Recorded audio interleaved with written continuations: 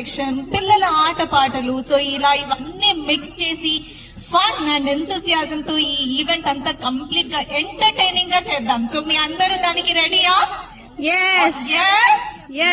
So already అందరూ photo shoot లో haldi ceremony start అయింది కాబట్టి చాలా బిజీగా ఉన్నారు. So 1 second.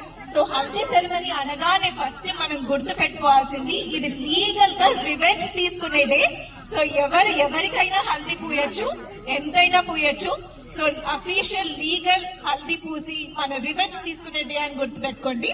But at the end of the day మనం షైన్ అవ్వాల్సింది హల్దీతో కాదు, మన ఫన్, ఎంటర్టైన్మెంట్, మన నవ్వులు, ఆనందాలు, ఆట పాటలతో మనం షైన్ అవుదాం.